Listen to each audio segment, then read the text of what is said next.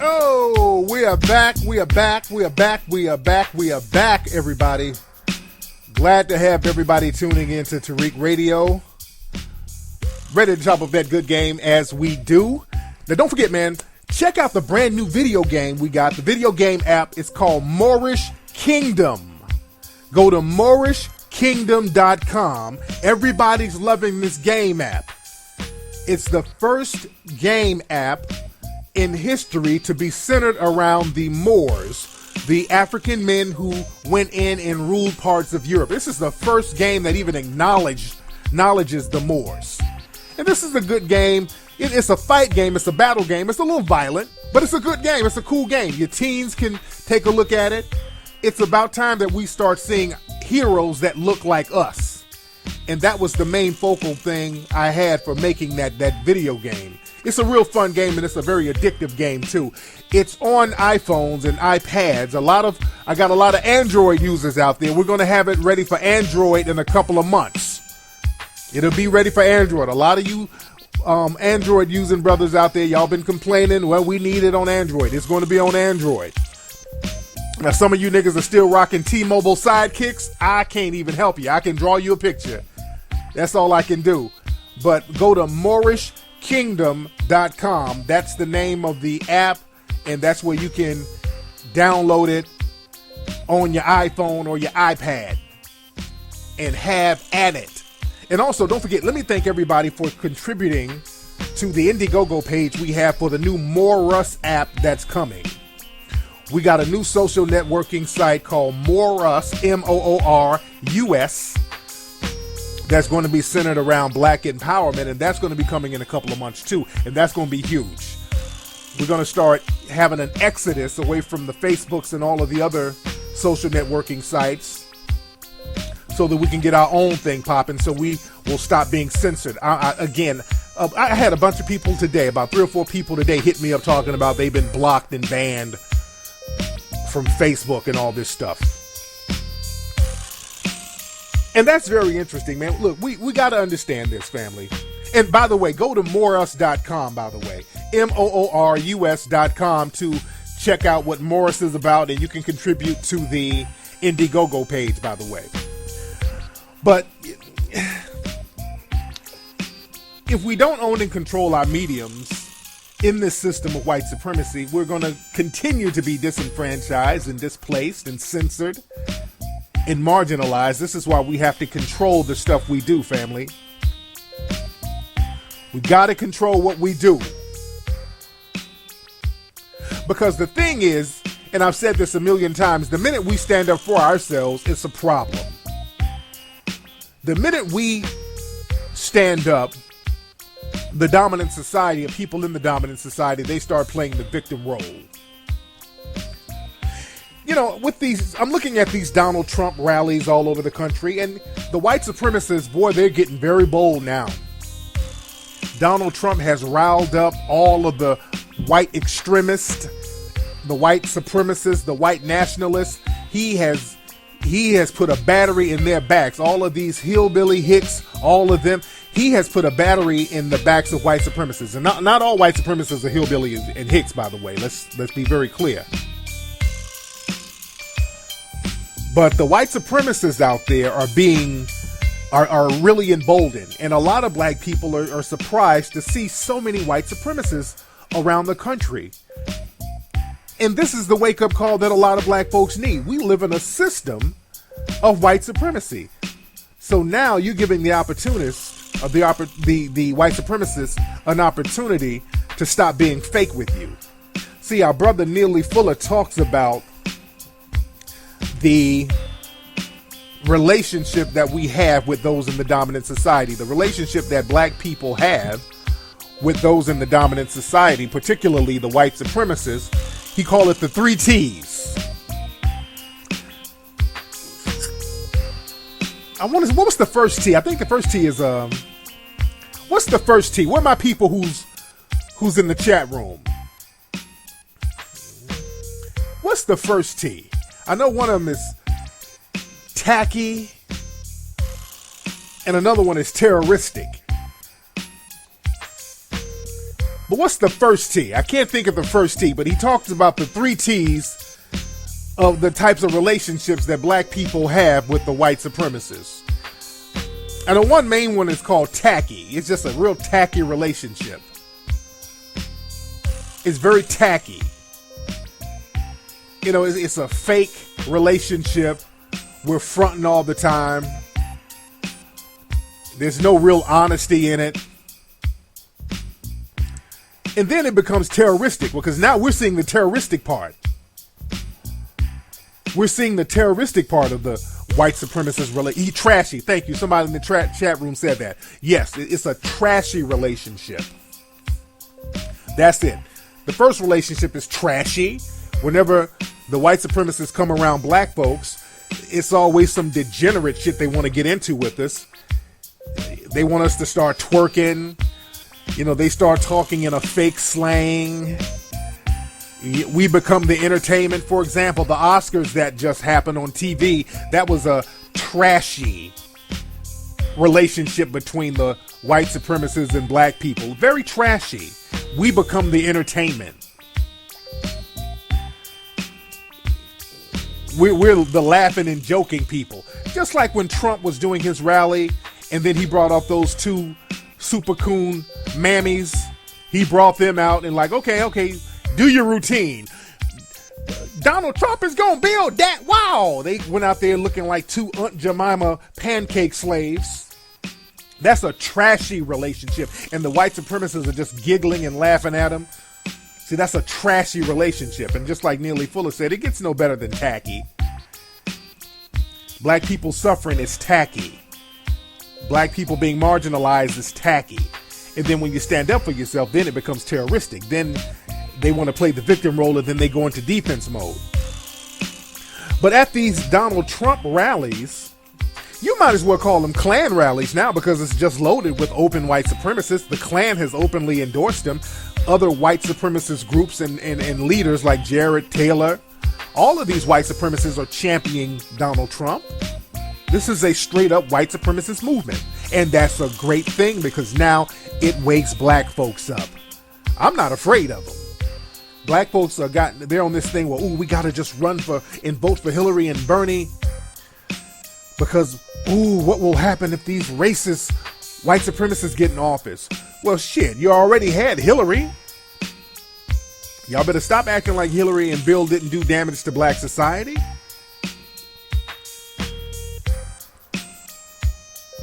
You understand that? We got to get off that fear thing. Give me my white supremacists on a platter. So now we know what we're dealing with. That'll wake up Negroes. So you'll stop being lulled to sleep by the Hillary Clintons out there. And the Bernie Sanders. I'm still not impressed with Bernie Sanders because they're not trying to do anything to help us specifically. And I've said this a million times. I'm not going to go into that. But at these Trump rallies, people are fighting. People are getting beat up. There was a black girl at one of these rallies. I think it was in Kentucky. And they were kicking her out. And they were literally pushing and shoving and smacking this sister around. There was one old elderly white dude who kept pushing her. This one dude, this white supremacist named Michael Heinbeck. Now, he's a known white supremacist. He has his own little white nationalist group, and he was smacking and pushing his sister around. They called her all types of niggers and cunts. This was at a Trump political rally. This is how bold they're getting. And my thing is this. None of these white supremacists, when they assault black people, especially black women, they're not getting investigated. They're doing it on camera. The news is running it. And these people are going around bragging about doing it, but they're not getting investigated. These white supremacists can terrorize us and do anything they want to, but they don't get investigated. But, and another thing too about that, when this black girl is out here getting pushed around and smacked around and shoved and called all types of niggas and cunts, where in the hell are all the white feminist groups? Where are all the white feminist groups? Where you at? Where they at though? All you Negro bedwenchers that sit up and lap at the teat of these fake ass white supremacist feminist groups, y'all kiss their asses, you Negro bedwenchers and mammies, talking that intersectionality nonsense, where they at now? How come they never intersect for your black ass? They never go against anybody in the dominant society for you, no matter what they do to you. Where they at though? Now the minute one of these white supremacist females come around with a video of a black man talking to her on the streets, they can galvanize all the Negro bedwenches to help promote some holla back or street harassment campaign. But when you got white supremacist males out here smacking up black women at a damn political rally, out of all places, none of the feminist groups, the white ones, I'm talking about them, I'm not talking, ain't no such thing as a black feminist group. You got a bunch of trolls on Twitter, it's not a feminist organization, all right? Let's just be real. I'm talking about the white females feminist organizations that get funding and actually do things and actually have panache and clout within the media. They're very quiet. I just don't let that fact slip you up. Don't let that slip by. But when a black woman is getting her ass pushed around and smacked around and called all types of niggas and cunts by a white person, they always show a camaraderie. These white supremacist female so-called feminists, they never go against their own for a black person. They stick to code. That's part of the code. And that brings me out to the KKK planned rally that happened out here in SoCal last week. And I talked about this on Ustream. The Klan came out to the West Coast and they got a good old-fashioned West Coast ass whooping. Now, I was talking about this on my Ustream, and on my Ustream, I talked about how the Klan went to different cities and they were allowed to do whatever they had to do. Now, I will say South Carolina represented. Shout out to the young folks in South Carolina. I'm not talking about those elderly coons that's out there. South Carolina is full of elderly coons. Let's just keep it 100. That's why those elderly coons were the majority of the voters for Hillary, and they helped her win the Democratic primary out there. She pandered to that whole I forgive Dylan Roof, I forgive the cop that shot Walter Scott. She pandered to that old elderly Negro church coon crowd.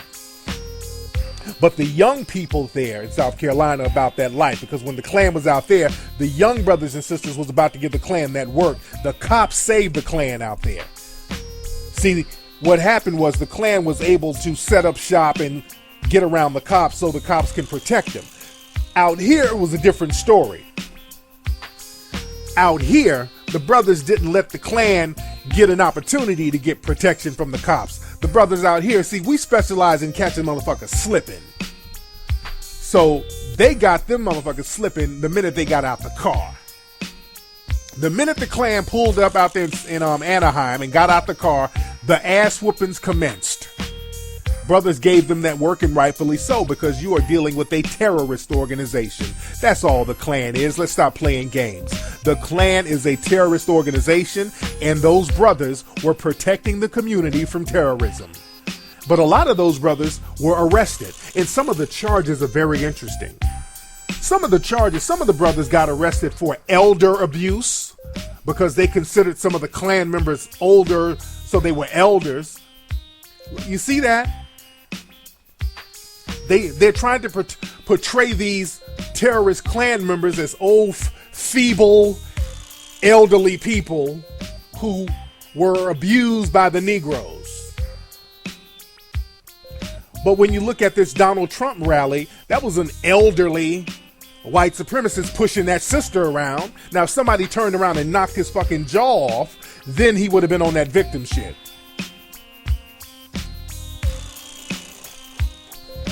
And yeah, somebody in the chat room said they plan there's going to be another march in April at Stone Mountain, Georgia. In Stone Mountain, and that's a real big white supremacist location. The Klan, they always meet out there in Stone Mountain. And April, that's why my tour starts in April, by the way, family. I'm going on a lecture tour in April. And the reason why I chose April is because black folks, the white supremacists are going to show out this April. The white supremacists, they're really emboldened, and I've always told you, April is like a religious month for white supremacists. It's like a holy month. It's like their jihad month. So there's a lot of shit that they do around April. So there's a lot of fuckery. So we need to be on code. We need to be codified. We need to be on the same page. And I'm going to be touring around the country to make sure that we stay on code and have our shit together. I'm going to be in possibly DC. I might be there on the 20th of April, but I want my DC people to hit me up. Let me know some venues out there. Email me at info@tariqelite.com. Let me know some venues we can get out there in DC. We already got the venue in New York. I will definitely be in New York on Monday, April 25th. That's confirmed. Tickets will go on sale next week. We're working on Dallas now. If I do Dallas, which we're trying to confirm this week, it will probably be on April 29th. That's a Friday. Houston is confirmed. I'm going to be at the Shrine of Black Madonna on April 30th. I will be in Miami on April 23rd. And tickets will be on sale at TariqLive.com next week. I'm just giving you guys a heads up on that. It's called the More Rush Tour. But I was saying about us staying on code because, like I said, the brothers out here, they defended the community from the terrorists who are the Klan, and the cops they arrested a lot of brothers and charged them for assault and all this stuff. But they're not doing it for these white supremacists that harm black people at these Trump rallies. That's not the first time a black person got roughed up at a Trump rally. So that's why we got to stay on code, fam. And don't be scared into voting. Just get your game tight, protect yourself, get your food and water ready. Let the shit go down. If Trump gets in office, which I doubt, I still doubt, but there is a possibility. But let the shit go down. Let it go down. We need a reset button. All hell will break loose, which is good. Which is good. Now, we respond better when there's some real white supremacy going on. Black people get on their P's and Q's. We need to get on our P's and Q's. Maybe that'll stop all the twerking and the bullshitting when we see that these white supremacists aren't really playing with us no more. Then y'all start listening to people like me, people like Brother Kaba, people like Phil Valentine, people like James Small, people like Jason Black, people like Shahrazad Ali, the whole Hidden Colors cast, people like Claude Anderson. Then you'll start taking heed to what we've been telling you nonstop about living in this system of white supremacy and what we need to do. But I digress, ladies and gentlemen. But another thing, family, the white supremacists, they don't like taking L's, and I've talked about that many times. The white supremacists, they do not like taking L's. And when they take an L, when they take a loss, they like to go and look back at their losses and figure out what went wrong. See, black people, we're the opposite. We get a little victory and then we celebrate for 200 damn years. We get one minor little victory and then we want to celebrate. We got to stop doing that. That's why I didn't stop with one Hidden Colors. I could have just sat back and celebrated, people giving me props and all that, but I'm like, no, we need to keep going because the white supremacists are going to keep going. And there's a reason why I wanted to keep going because, again, the white supremacists, they got billions of dollars to put out there to promote white supremacy. That's why they keep putting all this money into these failed white Egyptian movies. Like another movie, Gods of Egypt, that one done flopped. That flopped like we knew. And I thank the conscious and the knowledgeable brothers and sisters out there for word of mouth, putting the knowledge out there. See, when they try to promote that nonsense on social media, brothers and sisters shut that shit down. Just like with Exodus, that was shut down by social media. Because people are waking up now and we're like, oh no, we're not taking that. We're not accepting that. We're not accepting that. So they have a treasure chest of resources to give to maintain white supremacy, so we can't stop. We got to keep putting the knowledge and the information out there. That's why we're getting the whole social networking app, because when we try to talk about certain things on social media, they've learned to ban us now because social media is the new media. This is where people go to get media. You don't need traditional terrestrial television and radio to do your thing. You can get your messages across and information across with social media. So now they're trying to come up with ways to censor you and ban you. That's why the Morris app is going to be revolutionary. But like I said, the white supremacists, they do not like taking L's. And one thing they took an L in is the O.J. Simpson case. Now, the O.J. Simpson case was the trial of the century. The white supremacists lost on that, and they've been nullifying juries. They've manipulated the jury system, the court system, to kind of fix up those cracks. That's why they have all these all-white juries now. That's why they go out of their way to tell people that this case is not about race whenever there's a case about race. That's because of the OJ trial. The white supremacists have gotten on code, and we got to understand how they get down. That's why they have this new show, The People versus O.J. Simpson. Basically, this show, and we're going to talk about that a little bit. I hope it's a very good show. It's a very good show. I watch it religiously. I love it because I like to see what the white supremacists are up to. And also, the acting is superb in this. I do see and I do understand that it's extremely slanted. It has a white supremacist slant on it. Now, there's some things that kind of annoy me about it. They keep making these gratuitous references to the Kardashians. That's so tired. That becomes corny real fast. Almost every episode, they find a way to slip in Kim Kardashian, Khloe Kardashian. They'll slip in their names. Because the Kardashians are hot now, and Rob Kardashian was, the dad was OJ's best friend, so they keep slipping in the Kardashian girls' names in the series that has nothing to do with the case or the series whatsoever, but they just find a way to slip their names in it. And a lot of the stuff is embellished on this thing. But I see what they're doing. What they're doing, they're giving out codes and they're giving out dog whistles on what to do when a trial like this comes up. This is what you do. This is how you exclude black jurors. This is what you do when you get another slick Negro like Johnny Cochran. See, that's the thing. Johnny Cochran was phenomenal. Johnny Cochran was one of the best lawyers in the history of America. White or black, don't let nobody fool you. Johnny Cochran was that damn dude. Johnny Cochran was the dude all day.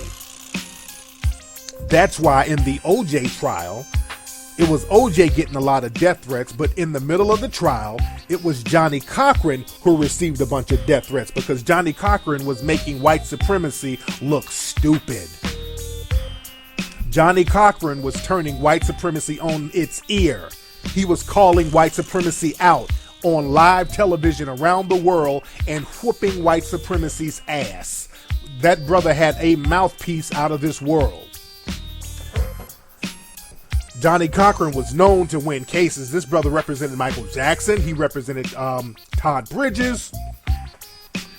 I mean, Johnny represented everybody. He represented Puffy. He got Puffy off when that whole thing with Puffy and Shine were in the club and people got shot. He represented Puff. And after Johnny Cochran won the OJ case, Johnny Cochran said, you know what I'm going to do? I'm going to get Geronimo Pratt out of prison. That was one of the things I've been meaning to do. And this brother went and did it.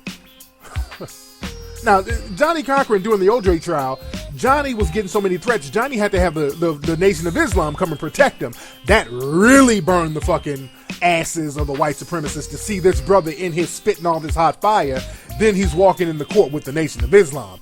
They thought the fucking world was over then. They thought the world was over then. And also, when Johnny got my man Geronimo Pratt out of prison, Johnny was like, I'm about to go get reparations. Johnny was about to get reparations for black people in America. Then he mysteriously died. I really wish we investigate our brother's death. I really wish we investigate our brother's death. Now, since this show has been on TV, The People versus O.J. Simpson, I've seen some white supremacists getting a little salty. I read the Twitter comments, and some people, white supremacists, are low-key saying, well, yeah, Johnny Cochran, he died not too long after the case. That was karma. Fuck out of here. Because where's George Zimmerman's karma? Where's Pantaleo's karma? Where's Darren Wilson's karma? Let's not go there. But the thing is, with this case and this show, they're slanting this show to make it seem like OJ was guilty. And black people, you got to be very clear. Don't fall for the I'm white and I say so logic, because that's basically what it's really about. It's really about we're white and we say so. And if people in the dominant society keep repeating the same thing over and over again, OJ really did it, OJ really did it, OJ really did it, because a court of law proved that he did not do it. They said he didn't do it. And the reason why they don't take that verdict seriously is because black people on the jury, they try to give the impression that black people are incompetent and incapable of being fair and balanced. Well, that would make black people like the white supremacists, huh? Because the white supremacists, they have a history of not being fair and balanced, even when there's blatant evidence there. Even when there's a damn confession. And we see that with cases now. So it's very disrespectful to the black jury, giving the impression that they didn't somehow look at the evidence and weigh the evidence and judge their decision based on the evidence, which is what they did. But the system of white supremacy is basically based on we're white and we say so. And you're supposed to find him guilty because we say so. Look at all the evidence. But when you look at all the so-called evidence, there is reasonable doubt. There's a lot of reasonable doubt, and there's a lot of stuff that this TV show will not tell you. Now, let's look at the OJ case, family. Let's just, because I remember this thing like it was yesterday. A lot of my people who are older, y'all remember back in the 90s when this whole thing was going on.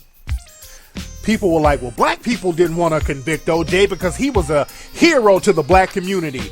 That, my friends, is utter bullshit.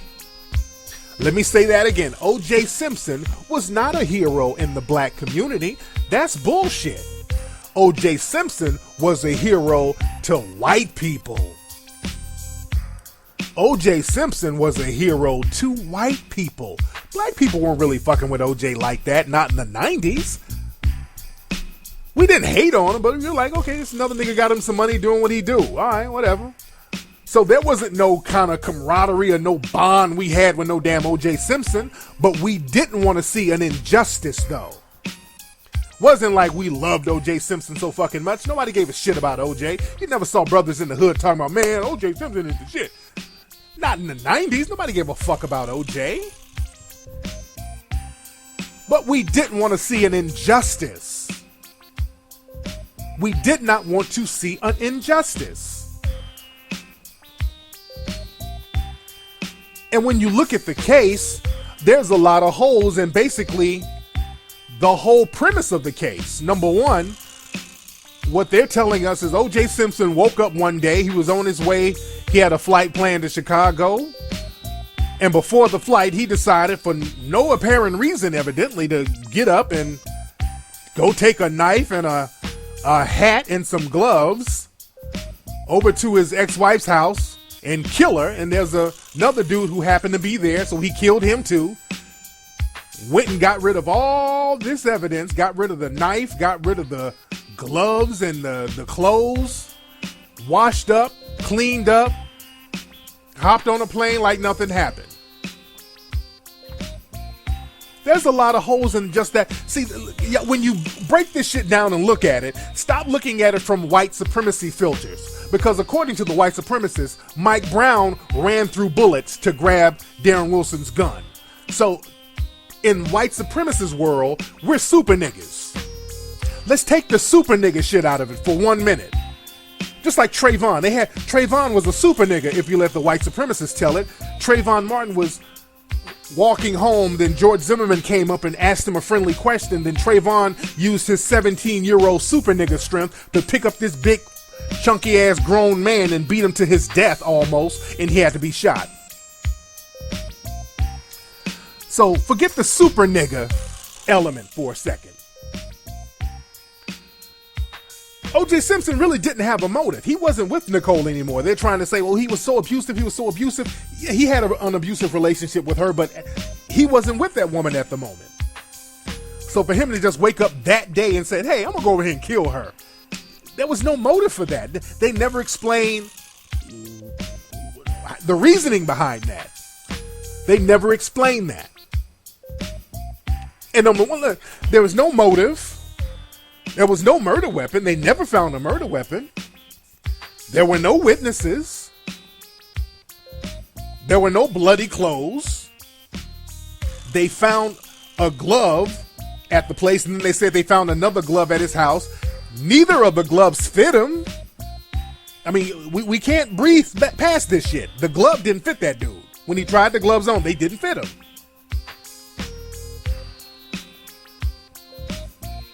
And I'm going to get on the blood evidence in a minute. I'll get on that in a second. And these are reasonable questions here. Even if you like, oh, I hate that. For the last 25 years, we've been hearing that he did it, and he got off unjustly. And that's why they got revenge on him at that case in Vegas. Up in Vegas, that was a revenge case. That's all it was. O.J. Simpson is in jail right now for got a 33-year sentence for stealing his own stuff. That's revenge. Basically, what Johnny Cochran was talking about, how people use the judicial system for revenge and vendettas. So he was right.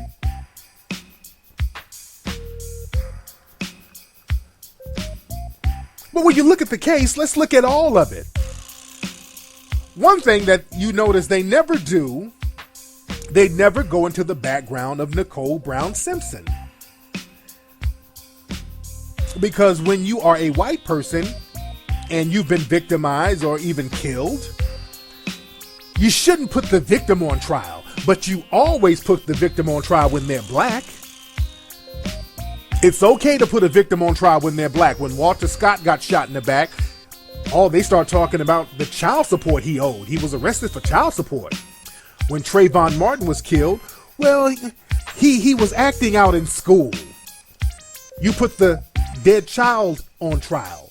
When Mike Brown was killed, you put the dead teen on trial. When Sandra Bland ended up dead down in Texas, they started to put her on trial, talking about how she got arrested for marijuana 10 years ago. So you always happen to put the black people who are victims, you put them on trial, but we're told to not put people in the dominant society on trial. So since it's okay to bring up the background of Sandra Bland and Rekia Boyd and Renisha McBride and all of these black people that have been killed or died mysteriously, since it's okay, according to the dominant society, to go into their background, go into Nicole Simpson's background. Nicole Simpson, if we're going to look at it from the dominant society's perspective and go into people's backgrounds and see if that caused anything to do with their murder. And I don't say that Nicole Brown Simpson's background justifies her murder. She should not have been killed. But when you look at her background, she wasn't a soccer mom. If we're going to talk about Sandra Bland's background and Trayvon's background, we can talk about Nicole Brown Simpson's background. And Nicole Brown Simpson was a druggie. She hung around druggies. She hung around drug addicts like Faye Resnick. They sat around doing coke, sucking dicks all the time. That's the reality. Faye Resnick said this, even in the show. Faye Resnick talked about how they were out here sucking dicks all in Brentwood. How they called a blowjob a Brentwood.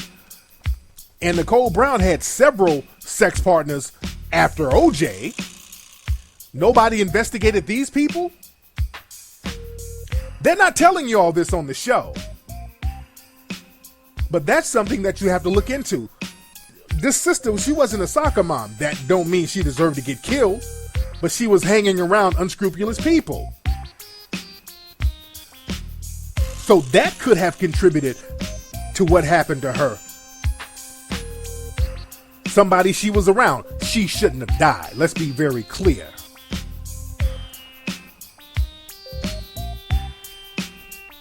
Let's just be very clear. Now on the show, there was a scene, I think on the show, the O.J. Simpson trial show, they said, because this is the thing, they will throw out a lot of shit, but then they won't have anybody to counter it.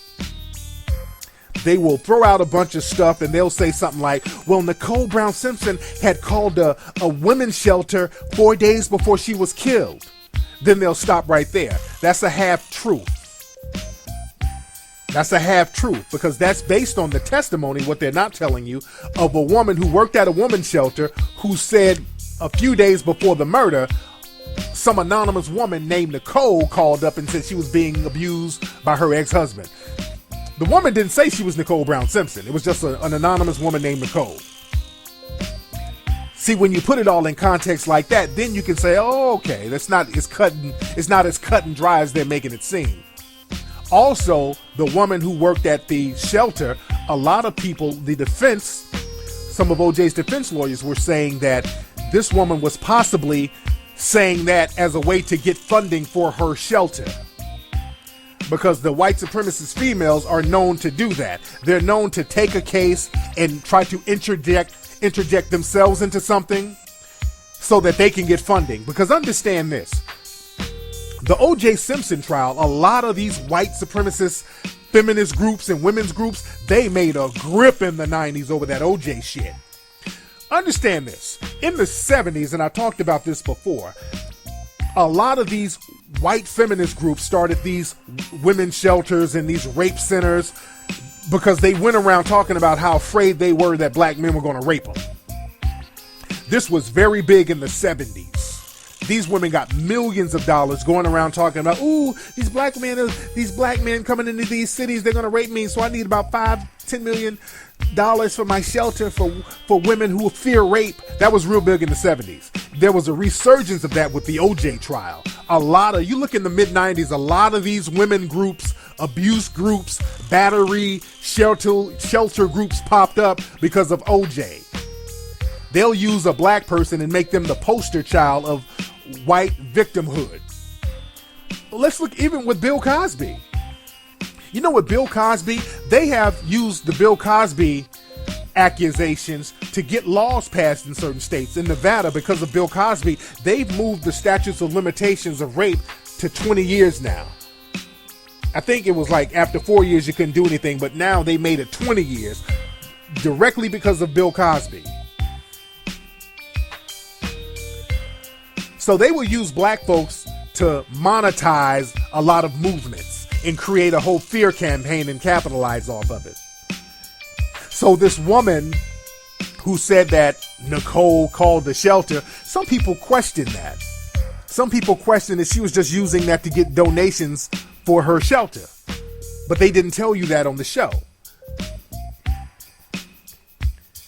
Because again, they just put a whole bunch of shit out there, but they don't put it all in context. They don't have anybody counter the stuff. And then they start talking about the DNA that was found at the crime scene. There was DNA in the Bronco and in OJ's car. Then there was DNA at his house. But what they'll probably talk about this on the show later on. But the DNA, because I remember this case like it was yesterday.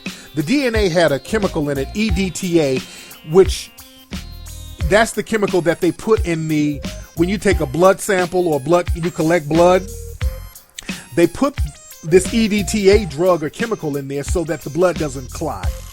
And all of the blood they found that they said was OJ and Nicole's and all that, it had that chemical in it. And nobody could ever really explain why.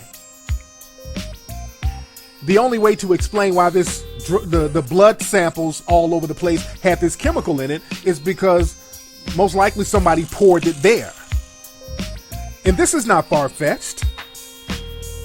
You had this dude named Detective Van Adder who took OJ's blood, but he did not bring the blood back to the lab. They're not telling you that. This dude carried the blood with him for an unspecified amount of time, and also there was a lot of blood OJ's blood was missing from the lab. They wrote it down, but they couldn't find it. So there was so much suspicious stuff going on with the OJ trial. And then you had this dude, Mark Fuhrman. And they're going to talk about Mark Fuhrman more next week. In the TV show, they talked about him a little bit. They showed that, he was a Nazi sympathizer. And that's just the half of it. This dude was a straight up and down white supremacist.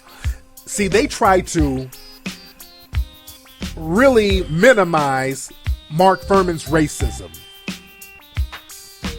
They try to minimize Mark Fuhrman's racism. And you can't do that. Because let's look at the case.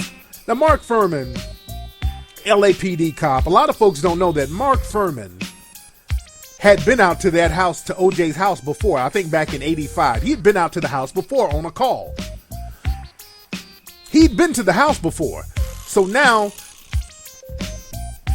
he's already been out to the house, so he already feels a certain type of way about OJ, a black man accused of harming a white woman. And Mark Fuhrman specifically stated he doesn't like interracial relationships. None of those white extremists do. None of those white extremists like interracial relationships because they feel that's white genocide. And this guy was a straight up white supremacist.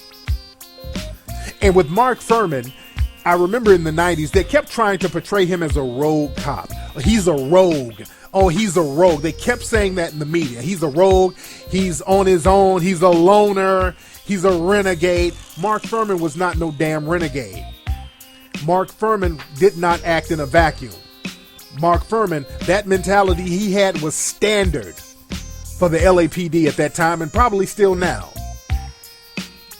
He was not a rogue. That's how the LAPD would operate. They had a bunch of race soldiers working as police officers, posing as cops. All my people from LA, they know the deal. Let me play. The chief of police at the time was a guy named Daryl Gates. Now, Daryl Gates was a piece of work. Daryl Gates was a piece of work out here. Daryl Gates, he was the dude behind the battering rams going up in people's houses. But this is an interview that Daryl Gates did in the mid-90s talking about this case. Now, this is Daryl Gates. This is the top cop in L.A. at the time. And the LAPD of today, you have to understand Daryl Gates. For instance, while Gates denounces Mark Fuhrman, he does not denounce racism. In the United States of America, you have the constitutional right to hold any thoughts you want to. A constitutional right. It's only when you act on those thoughts and do something that is a violation of law. You have a constitutional right to hold any thought, no matter how evil that thought is. You have a constitutional right. Are you saying you have a constitutional right to be a racist? Sure you do. Absolutely. Just as long as you don't practice it? As long as you don't practice it in some significant way that is a violation of law. You have a right to do that in this country. That's why it makes this country... What? Okay, this is Daryl Gates. He said you have a constitutional right to be a racist. Not, hey, racism is bad. You shouldn't be. Nah, if you're a cop, you really shouldn't be a racist if you're on the police force. This is the top cop in L.A. talking about you have a constitutional right to be a racist long as you don't act on it in a significant factor. He didn't even say don't act on it, just not significantly. This is the top cop in L.A. And you see why L.A. burned down under his watch. And you see why L.A. burned to the ground. People will lit this bitch up. That's the mentality. So don't let them run this whole game that Mark Fuhrman was somehow working in a vacuum. This was the chief of police of L.A. totally justifying racism. So that was the mentality at that time out here. That's why we were catching hell. That's why they would beat Rodney King's ass and then lie and cover it up. And when black folks get shot, they would get off, or the people who did it would give them slaps on the wrist. And understand this, man. out here, Daryl Gates, he was part of that whole SWAT teams thing. You know, the SWAT team was created for black people out here. SWAT teams, as the special weapons and tactical, all that stuff, that was created specifically for black people. Daryl Gates was around when all that shit was happening. They created the SWAT team because of the Watts riots. Because black people turned up out here in 1965. A few years after that, they created SWAT specifically for black people to stop black people from uprising. And the newly formed SWAT had a shootout with the Black Panthers on Central Avenue. They created the SWAT team to wage war on black people. And that SWAT team mentality, you know, they still had it going into the 90s. That's why in the 80s, they would roll those fucking batarams up in people's houses. Look at that first scene Straight Outta Compton. When they roll that bataram up in the trap house. That shit happen all the time out here, man. But I digress as far as that. But you got to understand this. Don't let them try to minimize Mark Fuhrman's racism. They've always tried to minimize this dude's racism, and his racism had a lot to do with what went down in this case, and my brother Johnny Cochran called him out on it. And I want to see how this show is going to portray his racism, because next week they're going to talk a lot about it. I want to see how deep into Fuhrman's racism they're going to get into, because they keep trying to make it seem that black people somehow unjustly allowed a man to get away with murder. But when you look at Mark Fuhrman, there's reasonable doubt there. There's reason to believe that this dude might plant evidence based on his own damn words. Because Mark Fuhrman, he made a tape of him talking to this woman who was writing a screenplay. He was talking to this woman, and she videotaped him, but she audio taped him, and they used some of the audio tape in court. They only used a little bit. The transcripts are worse. They only were allowed to use a little bit of the audio of him just saying nigga like it was a comma, just calling black folks all types of niggas, talk about how he want to beat up black folks, how he set up black folks and plant evidence on black folks, in his own words. And this is a woman he just met, so he was comfortable enough to say all this shit with a woman he literally just met. Just imagine what he was saying on the force. All the people who he worked with, they knew he was a white supremacist. All the people he worked with knew he was a white supremacist. Mark Fuhrman hated black people. And I ain't talking about just a little minor dislike. He despised black people. And he especially hated black men banging white women. He was a Nazi sympathizer. He collected Nazi memorabilia. He admitted, in his own words, to pulling over interracial couples because he didn't like interracial couples, and he would manufacture evidence against them and make up a reason to pull them over. These are his words. So it's not that far-fetched to believe that this dude would plant some shit. It's not far-fetched.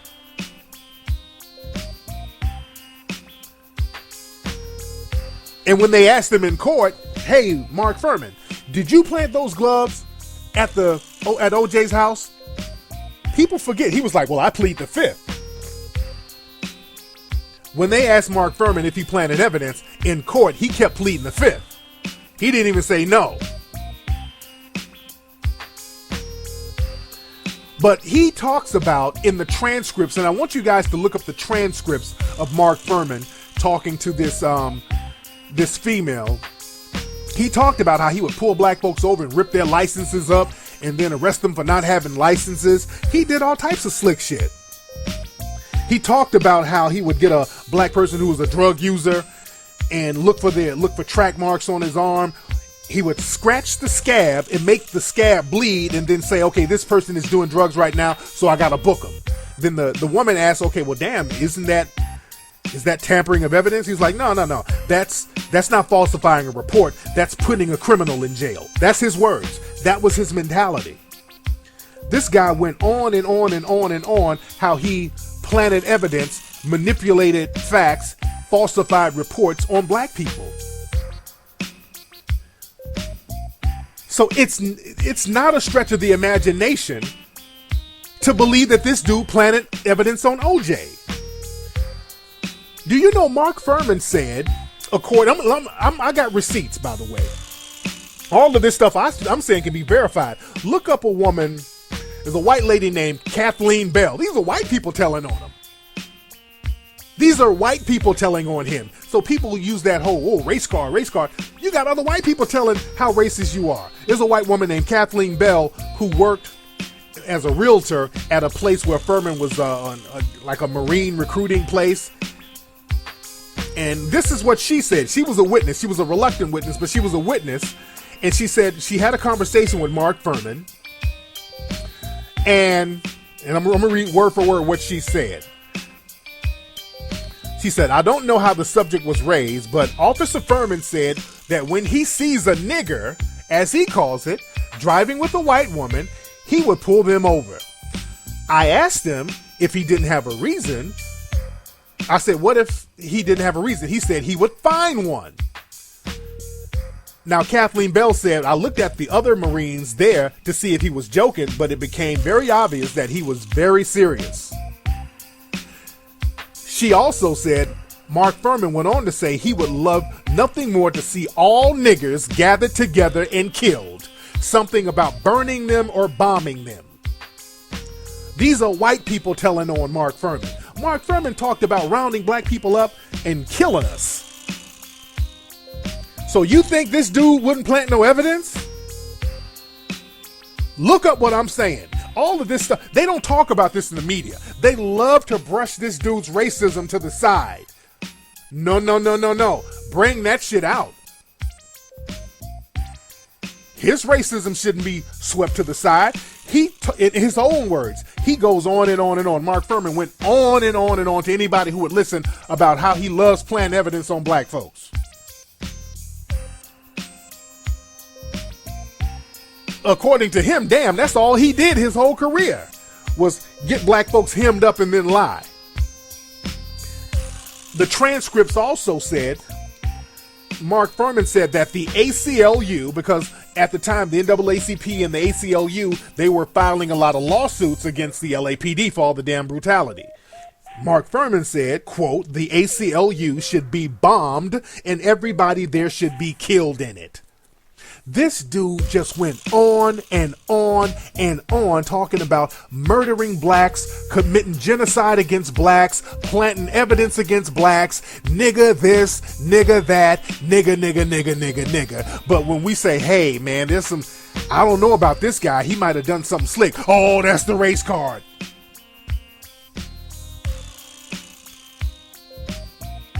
There's a lot of other slick shit he did. Somebody at the police force said he wrote a swastika on somebody's locker when he found out the police officer married a Jewish woman. Somebody at the police force said that he bragged about having some kind of intimate relationship with Nicole Brown Simpson. So Mark Furman's shit has really been swept under the rug. So it is not a leap of the imagination to believe that this person who just happened to find a glove, a pair of gloves that didn't fit. He's the one who found a pair of gloves who didn't fit. A guy who has all of this disdain for black people. Not just hate, not just anger, just genocidal disdain. Hey, somebody said we should write the truth about Mark Furman, Melanoid Nation article. Thank you so much, sister. I'm glad you said that. And also, we need more writers for melanoidnation.org. We need brothers and sisters. You're trying to get into the writing game. We need you to contribute articles to the site. Email me at kflex4life@yahoo.com. Kflex, the number 4, life@yahoo.com. If you're trying to get your writing game up, email me so you can volunteer stories for the site. Because we do need some new writers for the site to keep the content fresh. But we do need to write an article about that.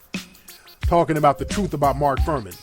Because, Fox News, White Supremacist Central, they have him on there as a contributor. But this dude was a white supremacist psychopath. Do not let them tell you anything differently.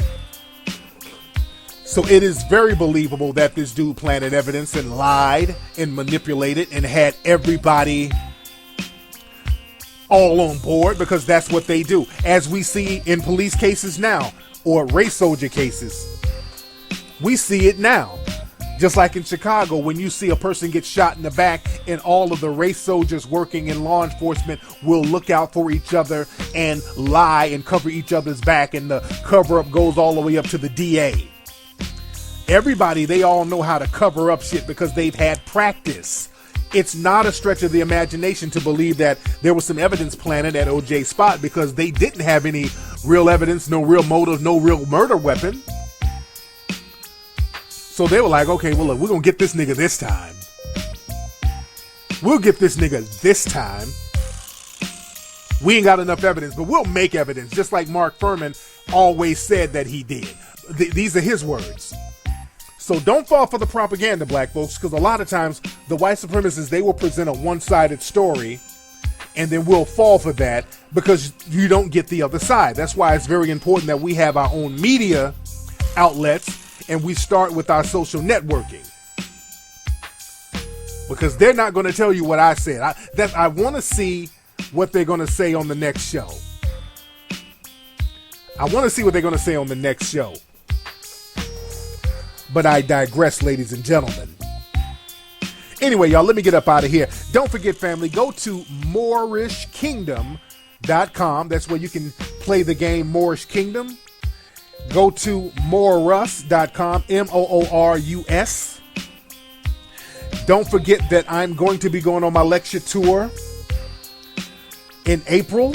I'll keep you guys posted on that. Don't forget to check out Hidden Colors 1, 2, and 3 at hiddencolorsfilm.com. Don't forget to check out my pay-per-view special lectures at tariqradio.com. And you can subscribe to this show on iTunes. Go to iTunes, type in Tariq Radio, and you can get the show downloaded to your iPhone, to your iPad automatically when I do it. I'm going to holla. I will check you guys out on Ustream.